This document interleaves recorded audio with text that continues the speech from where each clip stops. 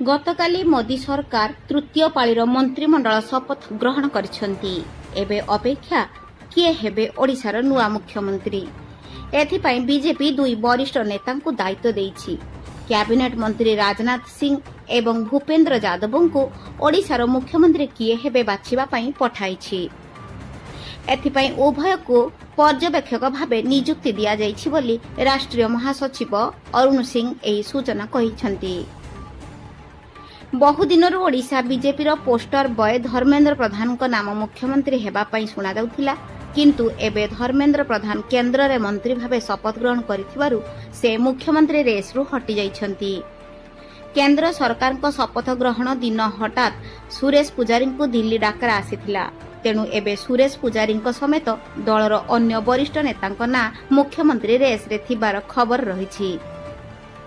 राजनाथ सिंह ओडिशा दायित्व रे थिबारु तांकर से कहिथिबा पूर्व भाषण को लोके मने पकाउछंती।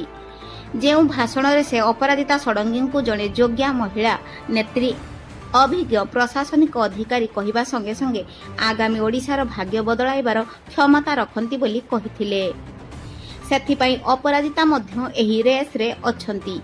जदि ओडिशारे बीजेडी महिला मानंकु नेई एते दिन शासन करिचबारला, तेबे बीजेपी जने महिला को मुख्यमंत्री कले राज्यवासी सहित बीजेडी रो भोट बैंक को भांगिबाकू सक्षम होई परिबो बोली समीक्षा हेउछि।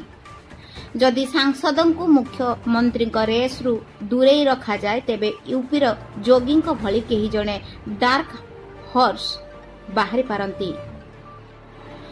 एहा व्यतीत एई रेस रे बीजेपी राज्य सभापति पराजय वरण करिथिबा चांदबाली नेता तथा पूर्व मंत्री मनमोहन सामल नाम जोड़ी जाइछि। तांकर चेष्टार मेंट संभव होई पारला नाही, सेथिपई से चक्रव्यूहरे पड़ी जीति पारले नाही बोली चर्चा हेउछि। जदि मुख्यमंत्री पश्चिम ओडिशारु केही हेले, तेबे मनमोहन को उपमुख्यमंत्री पद भेटी मिली पारे बोली चर्चा जोर धरिछि। शेष खबर सुधा नवनिर्वाचित बीजेपी सरकार नुआ ओडिशा मुख्यमंत्री भव्य शपथ ग्रहण उत्सव रे परिवर्तन होइछि।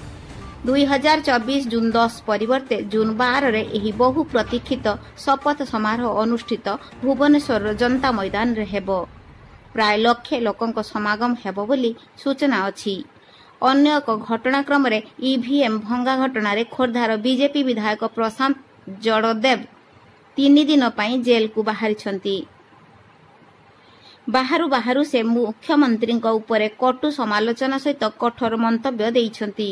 कहिछंती आगामी 6 मास पूर्वरु बीजेडी रो अधा विधायक बीजेपी रे शामिल हेबे एवं शंख भवन पद्म भवन रे परिणत हेबो।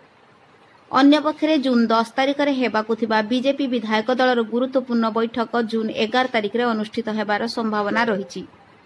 कुहा जाउछि जे प्रधानमंत्री नरेंद्र मोदी अनेक गुरुत्वपूर्ण बैठक रे जोग देबार कार्यक्रम रहिछि। मोदी व्यस्त थिबारु 2 दिन परे ओडिशार नुआ मुख्यमंत्री शपथ ग्रहण उत्सव अनुष्ठित हेबो बोली बीजेपी मुखपात्र जतिन महांती सूचना दैछंती। एही दिन आंध्र प्रदेश रे भी नुआ मुख्यमंत्री शपथ कार्यक्रम रहिछि। Baleswar bureau report bullet news today.